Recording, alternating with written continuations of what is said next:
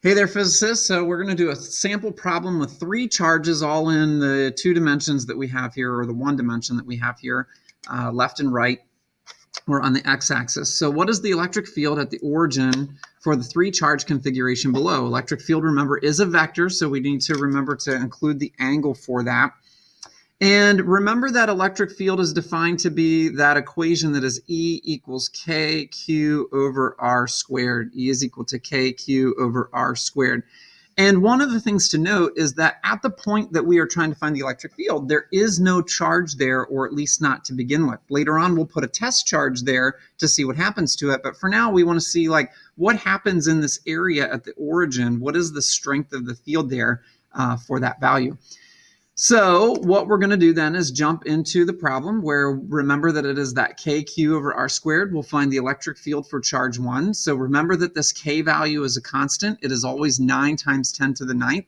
And then we're going to put in the value for charge 1 there, 1 times 10 to the negative 6, and the distance that it is from the origin. So we want to find at the origin here what is going to be the electric field that charge 1 puts at that origin. Now, you may notice that I did not put the negative in here. I'd recommend you don't put negatives or positives into this equation, because later what we'll do is we'll look at the charge itself and see what direction that goes. So 734 newtons, if you put that in your calculator. Now think through, remember that by definition, the electric field goes in the direction that a plus charge would go. So there are a couple different ways that you can imagine this. If I take and I were to put a plus charge at the origin here, what direction will that plus charge go because this is negative? And the answer to that is that it is going to go towards the negative, because those two are opposites. They're going to attract to each other. And so I would make this value positive. Again, notice that that wouldn't come out to be that way if I put my negative value in there. So the next thing I'm going to do then is look at the same second verse, same as the first, KQ over R squared, which will be for the charge 2. So I'm going to put in 9 times 10 to the ninth. That K value never changes.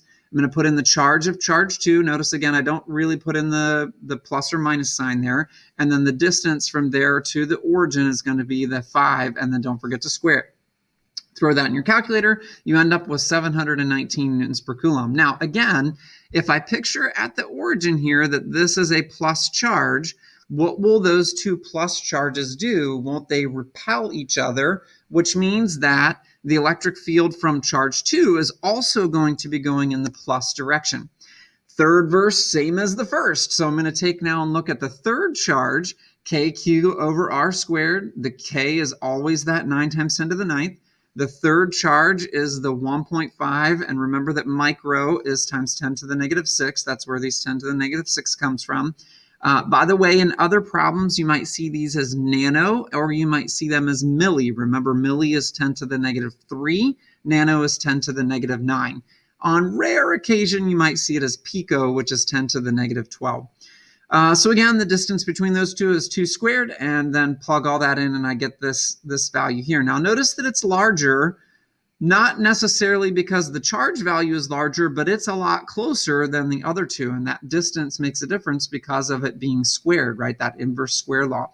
Now, secondly, or nextly, we want to look at this and say, well, what direction is this in? Is it also in the positive direction, or is it in the negative direction? So whenever I look at this, I have a negative charge here.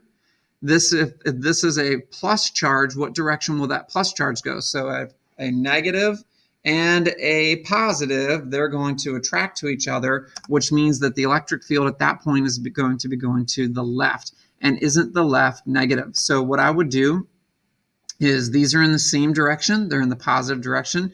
This is in the opposite direction, which is in the negative direction. So literally I am adding those and subtracting that one in order to get the value. Or you could think that I am adding, and negativing, whatever the right word is for that. And I end up with a total electric field of that negative 1920 newtons per coulomb.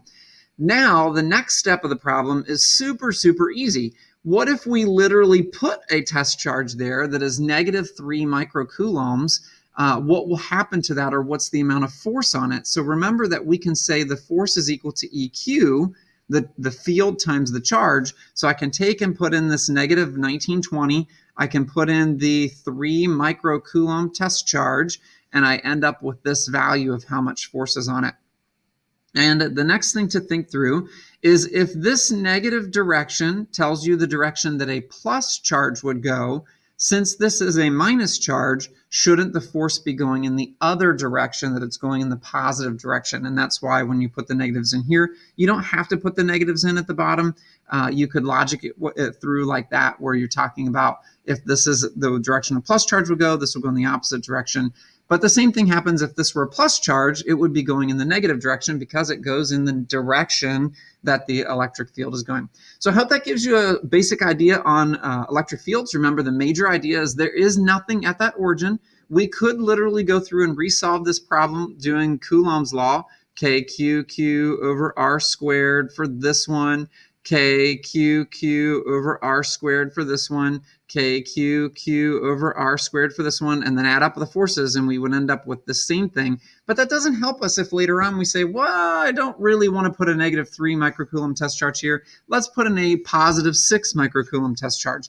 Then I would have to do all of these Coulomb's law math again. Instead of, if I'm changing my test charge, all I have to do down here is change this if I know my field value.